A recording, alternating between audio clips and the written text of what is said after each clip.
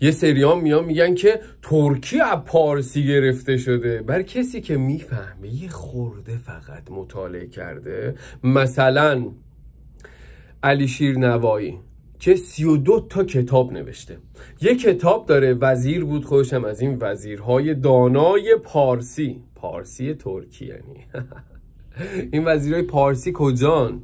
چرا ما اینا رو نمیبینیم؟ چرا اینا 100 ساله هیچ کاری نتونستن بکنن؟ حالا محاکمة اللغتین در این کتاب آورده اون سری کلماتی که اصلا معادلشون نیست در این زبان دری که 3000 تا 4000 تا کلمه بیشتر نداره. ترکی که بالغ بر 30,000 کلمه داره، قابل مقایسه نیسته. یعنی کسی که یکم بدونه میفهمه که چه چرت و پرت عظیمی داره میگه. اصلا مقایسه این دو زبان از لحاظ زبانی خیلی افتضاحه، اصلا احمقانه است، جهالته، خیلی افتضاحه. ترکی خیلی زبان عظیمیه، اصلا شکلگیری اون، انسجام اون، هارمونی اون، تا الان که کار کردیم که نصف بیشتر حدود راحت الان حدود 2000 لغت در اومده. به لغات عربی خیلی ورود نکردیم که سر راهمون هم خیلی از لغات عربی رو میبینیم که ریشه ترکی دارن، مثل آشک. میبینید الان یک جهالتی حاکمه و این حرکت ما حرکت اولین هست در پیدایش دوباره ترکی. آشک از فعل آشماک یعنی یه جایی رو میری بالا و اون رو طی میکنی. در همین مفهوم در ترکی، در استانبولی بیشتر مورد استفاده است. آشاما وجود داره، یعنی مراحل. آشاما اولین آشاما، ایلک آشامادا، یعنی این اولین عبور رو انجام دادی به اون بالا، به نقطه بالا. فکر کن یه تپه است، خود تپه از تپمک یه چیزایی رو میچینی روی هم میذاری تپسن و تپه به وجود میاد، فعل تپمک.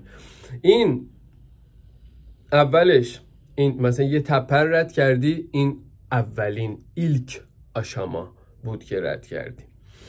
بعد آشاما داریم در حیطه لغات آشک از آشماخ، مثلا خود آش رو داریم.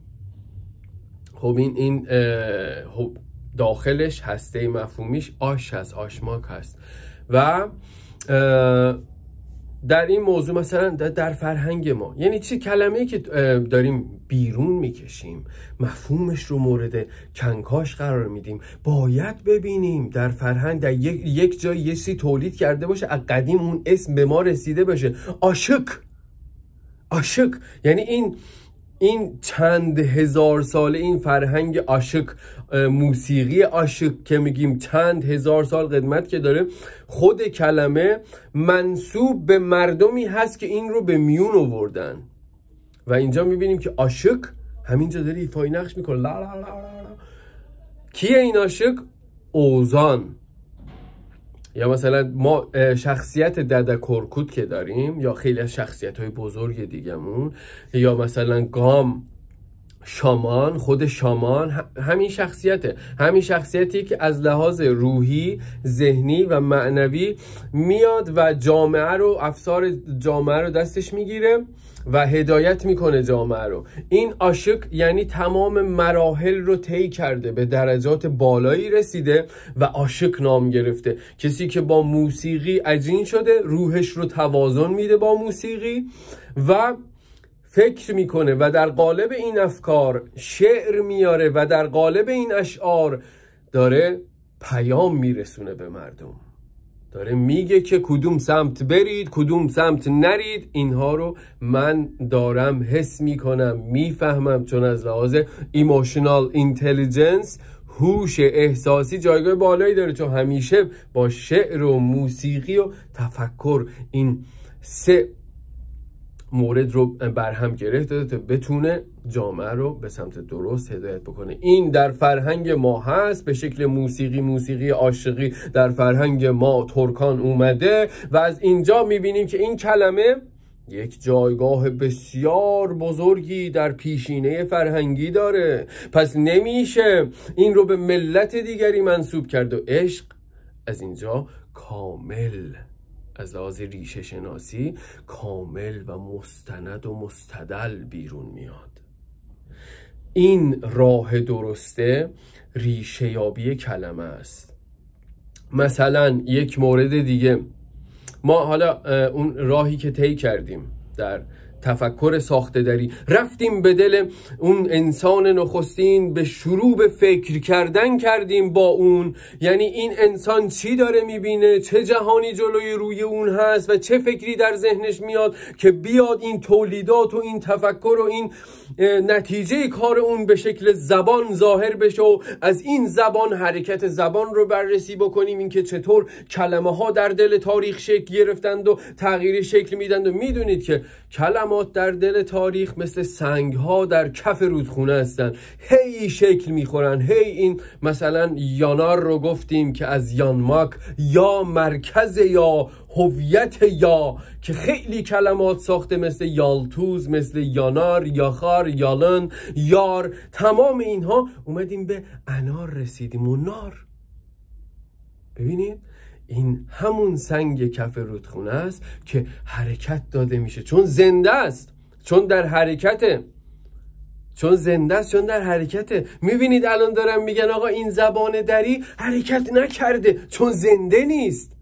زبان زنده ای نیست، این یه کار آزمایشگاهیه، یه اثر نقاشیه، یه جا کشیدی انداختی اونجا. ولی این کلمات ترکی در قالب ترکی زنده هستن، دارن حرکت میکنن، دارن پیش میرن، تغییر شکل میدن، با هم اخت میشن، ازدواج میکنن، بچه دار میشن. همه اینها این یک زندگی زبانی.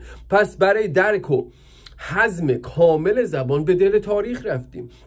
انسان نخستین اون چیزهایی که علم گفته به ما میده رو مورد بررسی قرار دادیم. گفتن که ناندرتال ها که در غارها و فلان زندگی میکردن تموم شدن، اومدیم پیش انسان هوموساپین، انسانی که تفکر داره، قابلیت فکر کردن داره و در چشمان این انسان حیات رو دیدیم، زندگیش رو دیدیم، احتیاجاتش رو دیدیم، احتیاجاتی که برای زنده موندن داره، مثل آو، او. ببینی اینها اومده در کلامش. یعنی ما به دل انسان نخستین رفتیم تا ببینیم آب امروز که در این ملت ما و قوم و خویش‌های ما و فرزندان ترک در جریانه از کجا اومده. دیدیم که آقا در ذهن این خونه، او، شکار و آب. شکار و آب مهمترین، خونه، شکار، آب برای خوردن. میبینید که حتی نیاندرتال ها در کنار رودخونه ها، اون غارهایی که در کنار رودخونه ها بوده دیده میشن. خب این نیازه برای زنده موندن، خیلی ساده است. خب و بعد حرکت اینها در روی زمین، چیزی که میگن از آفریقا صادر شده به تمام نقاط جهان، منطقی جلوه میکنه. و بعدش این حرکت هایی که انجام دادن و این مدنیت هایی که کنار رودخونه ها شکل گرفته، به خاطر همینه که این در این حوزه‌ای که ما تعریف میکنیم و همیشه میگیم که اینجا حوزه بین النهرینه.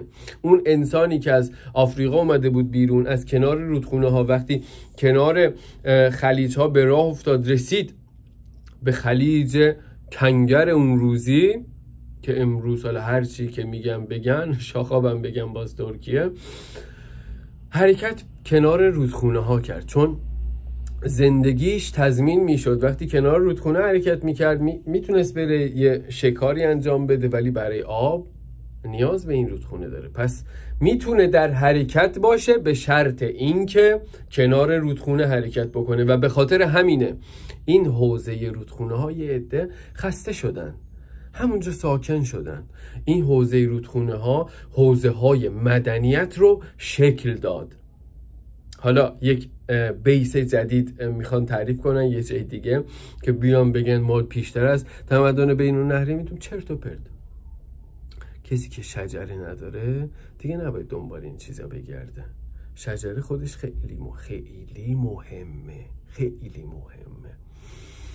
و تمدن بین النهرین اینجا یک برگشت از این مردمانی که 40,000 سال پیش شروع به حرکت کردن، به رود سند رسیدن، به نقاط دیگر رسیدن، شروع به نقاط سرد رسیدن، کم کم فهمیدن که باید یک لباسی چیزی تنشون کنن، باید برای زنده موندن از همین شکارهایی که انجام میدن یه چیزهایی بگیرن، پوست اونها رو گرفتن، برای خودشون لباس ساختن. بعد به یه سری جغرافیای جدید رسیدن، دیدن اونجا گرگ داره زندگی میکنه، این حیوان و گوزنها رو دیدن، باشون کم کم رفاقت گرفتن، چون در دل 30,000 سال پیش، جایی که میگن افکار شامانیسم، افکار کهن ترک در سیبری پایه‌گذاری شده.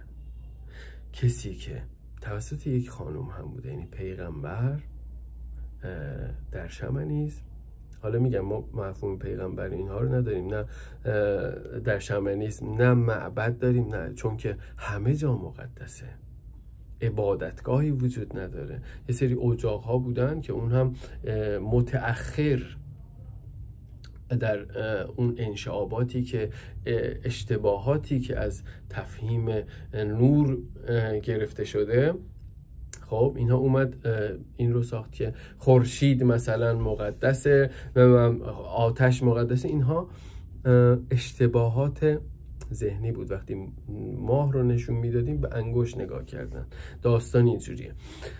و 30,000 سال پیش این انسانی که قدم زد و رسید به اونجا، احتیاجات اولیش رو که او هست شروع به تأمین کردن کرد و لباس پوشید، لباس تنش کرد و شروع به تفکر، ساخت تفکر کرد و گفتیم اینجا به جهان پیرامونش نگاه کرد، به آسمون نگاه کرد، به زمین و درختان و هر اتفاقی که میافتاد، رعد و برق که میزد. این یک دیدگاهی درزه، چون شروع به فکر کردن کرده.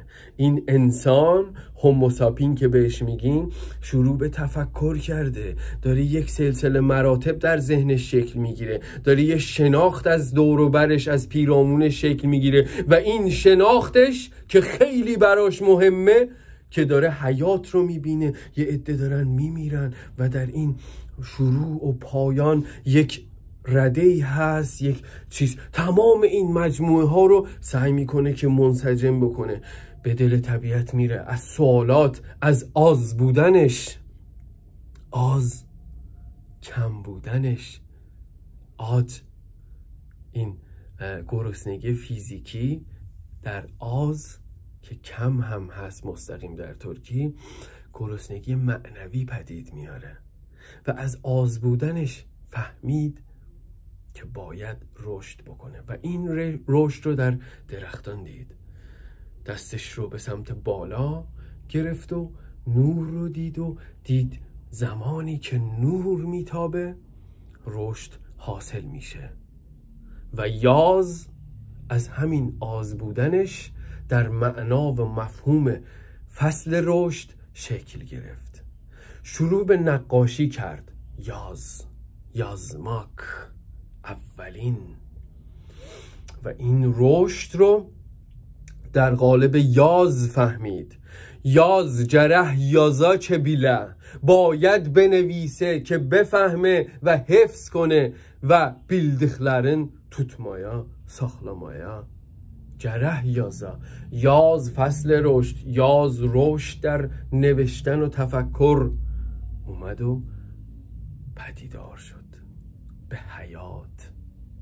کم بودنش رو وقتی فهمید با همین بیس که از همین یاز آز به آزمند نیاز رسیدیم. اینها رو کنکاش کردیم و گفتیم که چطور، یعنی در راهمون تمام کلمات از حیطه های مختلف تاریخی، تمام بیس های اون رو با نگاه به فلسفه و کانسپت شکلگیری کلمه اونها رو بیرون کشیدیم. نه اینکه همینجوری یه داستان قورباغه زیرانداز میندازه زیر پاشو اون شده زیرانداز قورباغه، یه همچین داستان‌های خنده. یعنی کانسپت به وجود اومدن کلمه که خیلی جایگاه مهمی در اتیمولوژی داره باید منطقی باشه. اگر ما نتونیم در یک قالب هماهنگ، در یک هماهنگی بزرگ که همه چیز با هم هارمونی داره نتونیم بگیم، نتونیم توضیح بدیم، یعنی هیچی، یعنی داریم شروور میگیم. و اینه که سعی میکنم این شاید کلیپ های اولیه به نظرتون مثلا خیلی جذاب نیاد و خیلی مثلا خیلی جست و گریخته داریم ولی اینا نیازه، چون بعداً به کارمون میاد، چون که برای اینکه بفهمیم مثلا از زبان از کجا اومده، آواز از کجا اومده، تمام اینها رو باید یک جا جمع بکنیم. یک پیش ذهنیت، یک پیش زمینه باید داشته باشیم که بریم در دل این 1000 سال اخیر که دری پدید اومده. ز شعر دلکش حافظ کسی بود آگاه، که لطفش شعر دری سخن گفتن دری داند، که لطف طبع سخن گفتن دری داند. به اینجا برسیم، به زمانی که 600 سال پیش که حافظ داره میگه اینجا کسی دری نمیدونه. بندگان خدا، من یه زبونی یاد گرفتم، یه زبونی که خیلی خفنه، زبان دربار، همه بچهای بالا جمع میشن تو دربار روش کار میکنن، منم اونو یاد گرفتم. و بعدش سرش صورتشو میگه سمت سلطان، سلطان بابا این همه پول دادی، بوی جوی مولیان و رودکی ترک سمرقندی گفت به ما چرا رسید همه چی خوش شد، چه پول نمیدی؟ اینا رو در اشعارش میاره. اینه وقتی ما منابع خودمون رو نگاه میکنیم، واقعیت رو میبینیم و این واقعیت و حقیقت میاد به اینجا میرسه که ما چارچوب ذهنی خودمون رو بر اساس چیزی که بودیم و راهی که طی کردیم ادامه بدیم، نه چیزی که مشق شده و نهایتا باعث فروریزش ما، همین بدبختی که الان توش درگیریم، همین فلاکتی که برای ما به بار آوردن. چرا؟ به خاطر همین موضوعاست. یابوها، کسایی که بیس افکار ما رو درب و داغون کردن و کسایی که دارن همین نسخه های اشغالگر رو دارن تبلیغ میکنن. ببین چیزی که به وضوح زرتشتیگری رو انگلیس شکل آورده، نگاه کن ببین کیا دارن تبلیغ میکنن، پیدا میکنی. نقاب شیعه هم میزنن، خیلی با نقاب شیعه اومدن اینجا دارن هندویسم. چرا؟ چون وقتی هندوستان پاشید اون ساختار اسلامی رو زیر کشیدن و اونور با هندوها همکاری کرده بودن که هندوها داشتن مسلمونا رو قتل عام میکردن. حالا اینایی که رو ما سوار شدن نه مسلمونن نه شیعه، هندوان. اینا همه ظاهریه، هندوان. یه نقاب دیگه شون هم همین سیخه. خود سیخ یه نقابی بود که این هندوان نفوذ بکنن، بگن ما هندو نیستیم، تخریب بکنن اسلام رو، که پروژهشون هم داره موفق پیش میره. حالا این زبان، این حرکت مردم اومد به یه جاهایی از تمدنی رسید، شروع به تفکر کرد، برای حفظ و تفکرات خودش مجبور شد کلمات رو بسازه. یک سری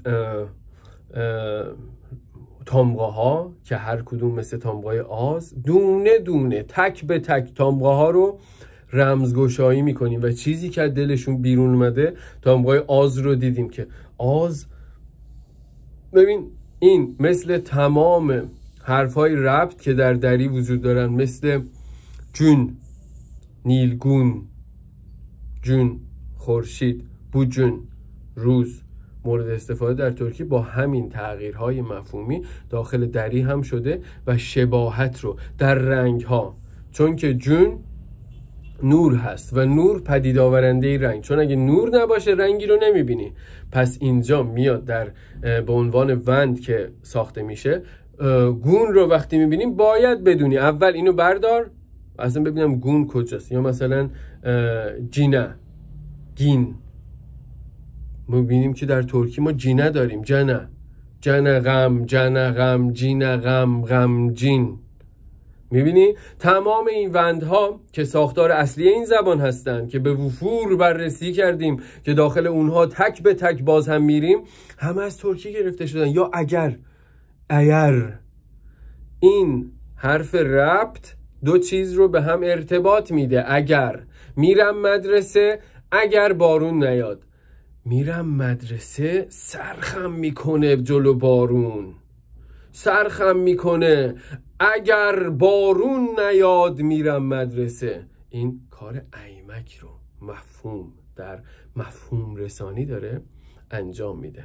چرا؟ چون زبان مثل موسیقی، خودش یک بخش از موسیقی. این الان دارم صدا تولید میکنم، درسته؟ چون انسان اولی گفتیم، انسان اولی که بلد نبود اصلا صدا تولید اون یه صداهای ناهنجاری، اونم اولش که در آورد ترسید خودش این قابلیت رو داره و نداره، چون اول فقط از روی احساسات، خشم و یه چیزهای اینکه ناخودآگاه تولید کرده بود. بعد شروع به شادوینگ کرد و تکرار صداهای طبیعت رو گفتیم که مثلا خارلته، خورلته، شاقلته، هرچی از طبیعت شنیده بود اومد در زبانشون، هی اونا رو تکرار کرد. به آبرسی شورلته، شیرلته، شارلته، تمام اینها رو در ترکی میبینیم و میبینیم که در یک سیستم نظاممند همه به هم مرتبط هستند. پس این مراحل ابتدایی زندگی رو بررسی میکنیم، چون که بعدا نیاز داریم برای همچین ادعاهایی که میشه مثلا ترکی از پارسی گرفته شده یا فلان و فلان. میرسیم به منطقه. اینجا تاریخ هم باید خوب ببینیم منطقه رو. بعد سالها این رفاقت ترک با حیوانات بر اساس تفکراتی که شکل گرفت، سامان، سامان، مان اک ازدیاد، یعنی مثلا شیش مان میگیم شیش چوخا چاق، خب 6 مان یعنی خیلی چوخا، انقدر چوخا، خیلی چوخا bilirsən? Yani bu man değiştirir anlamı, çok büyüdür. Ya mesela kocaman, koca man. Bu gelir üstüne bu lapye çalır. Pes man پسوند بزرگساز، مبالغه‌ساز که نقش‌های دیگری هم ایفا میکنه، میاد چون که کلمه هی داره رول به رول، صفحه به صفحه رنگ عوض میکنه. و این مان، سامان، سا که اصل سا، ببین سای باخم جمع نچه نده، سا داخلش سا داره چون کاری هست سایماک. 1 2 3 4 5 sayıram. Saymasan bize. Yani به حساب نمیاری ما رو. ها؟ این و سان یکی دیگه از کلماتی که بازم فکر کن بهش که بر اساس سا چه کلماتی ساختیم. sanmak. Sanmıyorum İstanbul'da işlenir. Sandığım kimin değildi. اونجوری که فکر میکنم نبود. sanmam. فکر نکنم. sanmak. تفکر. پس این سا باز داخلش هست. هر چیزی که مرتبط به تفکر سا میاد. پس این سا این مغز اندیشیدن رو داره. خب و سامان زیاد می اندیشد. Çok fikirler, çok düşünür, baya düşünür. اوکی baya. این همین تفکرات سمن و شمن و شامانیزم و فلان و همه ریشه اینها این تفکره.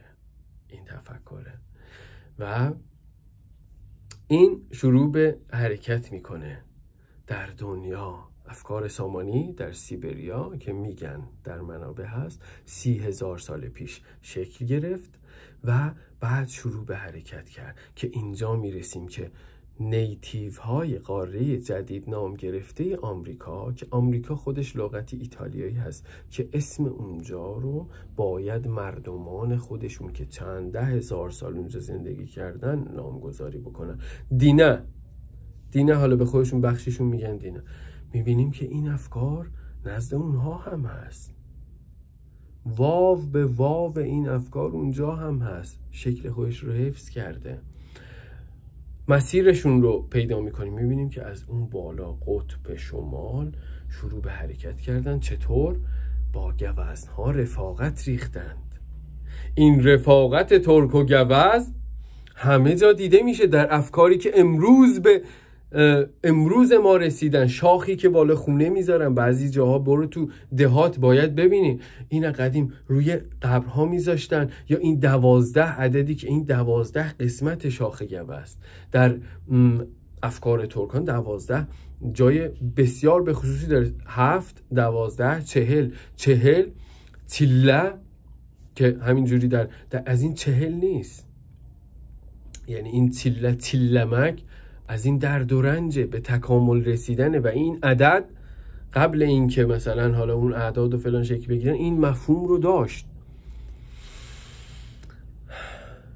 حرکت با حیوانات میسر میشه در جاهایی که پوشیده از برف و یخ هستن، از اونها استفاده میشه چون اونها به آسانی به راحتی در اون نواحی شروع به حرکت کردن، چون انسانی که به اونجا رسیده با این تفکری که میگیم آقا انسان از آفریقا بیرون اومده، اونجا خیلی سال پیش شکل نگرفته که مثلا پاهاش پهن بشه. یه سری تغییرات چهره‌ای در طول این 40,000 سال، 30 تا 40,000 سال که مثلا به سیبری رسیده شکل گرفته، مثلا چشماش شروع به خطی شدن کرده. این تأثیر جغرافیاست و تغییرات اون بر انسان که اون رو یه مقداری مورد بحث قرار دادیم که چطور جغرافیاهای مختلف حتی زبانها رو شکل میدن، قیافه رو شکل میدن، رنگ پوست رو، رنگ چشم رو، نمیدونم ساختار فیزیکی رو، استخوان رو چجوری تحت تاثیر خودش میذاره. به سادگی گفتیم کسی که مثلا میره شمال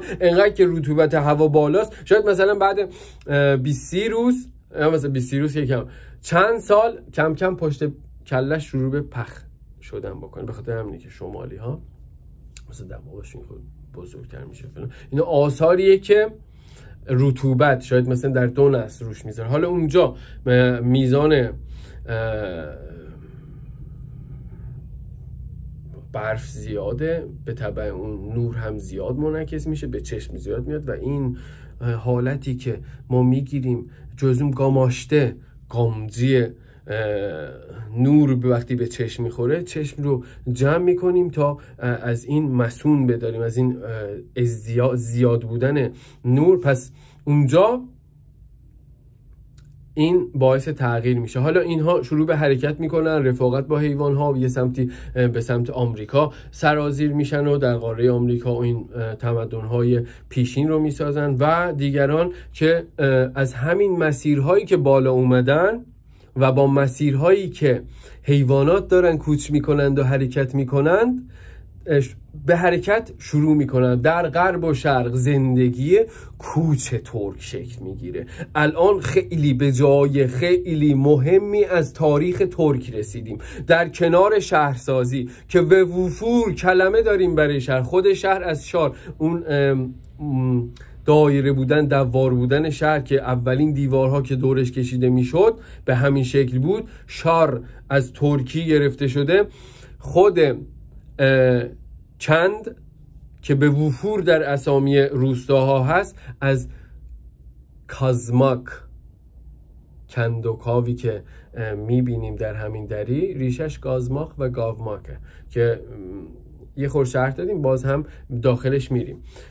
کند که در اسامی شهرهای کهن ترکی، یارکند، تاشکند و به وفور دیده میشه، این ریشش از کندنه. یا یک حالت دیگر در دوره قلعه سازی، قلعه گالاماک، یعنی انباشت چیزها روی هم که کرمه، با همین اساس کرملین کرمان رو ساخته، انباشت روی هم.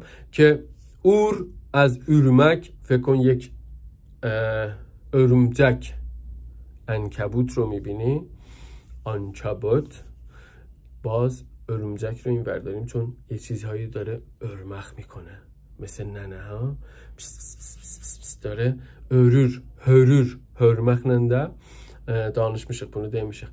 Hörməkdə olan hörümcək یک شبکه میسازه و این شبکه سازی همین اور هست. ارده. اور اولین شهر دنیا میتونیم بگیم در سومر، یعنی 6000 سال پیش. پس این حرکت کوچ و نیل به تمامی سرزمین ها همراه با شهرسازی و یک جانشینی همزمان بوده. یعنی همزمان حرکت میکنه و همزمان یک جاهای یک بخشهایی ساکنه. ایلات بزرگ از غرب به شرق اون سر میره. ما تعاملاتمون با کره ها رو داریم میبینیم. امپراتوری شیلان که چجوری با هونها روی هم ریختن. خب اون 3 امپراتوری داشته کره، گوگوریو، شیلان و اون یکی که یادم نیست. اینها شیلان میاد با هونها اتحاد برقرار میکنه و صاحب کل اون محدوده میشه. در اونجا میبینیم این سمت اتحادیه هایی که ایجاد کردیم، آوار، نمیدونم هون، باز این سمت دنیا. قبل اون ساکا، مهمترین بخش تاریخ ترک. خب که امپراتوری شاید قبل اون رو کامل بیرون نیاوردیم، قبل اون شاید ما نمیبینیم، ولی در امپراتوری ساکا 3000 سال پیش ما از هند تا اروپا اتحاد ساکا رو میبینیم. یعنی فرم اولیه تمام امپراتوری های ترک که بعد اون شکل گرفته. این ساکا خیلی چیزها رو مشخص میکنه. باید بدونی که فرش پازیریک از کجا اومده، چجوری ساخته شده، اون مفهوم چیزهایی که اون گوزنهایی که داخلش هست رو باید بدونی از کجا اومده. به خاطر همینه که باید ریشه ای بریم تو ذهن و زندگی بشر اولیه تا بتونیم بفهمیم، تا بدونیم از کجا به کجا اومده و چرا این گوزنها برای اون بسیار مقدس هستند. میبینی همه ارتباط ها اینجا تو فرش پازیریک 24 تا گوزن رو میبینیم که اون سیر فرهنگی ما که به صورت گره ترکی در این فرش مشاهده شده و تمام، یعنی رخش و کارش و هر چیز، هر زمینی که پیدا شده و دوره تاریخی که هست، خود ساکاهایی که ترکن، این اثر رو با کل اون داشته های ما از قدیم و جدید به هم وصل کرد. یعنی افکار 30,000 ساله شامانی ما رو با این تاریخ ما که دزدیده بودند برای ساخت تغییر آریان. ببین آلمانی ها قبل جنگ جهانی موضوع کار آریانشون بعد جنگ جهانی تفاوت ایجاد شد. این یک اتحاد ترک و آلمانی، ترک و ژرمنیک بود بر اساس رئیس که بالا گرفته بود در اروپا، بحثای نژادی که ترک و ژرمن رو بر اساس همون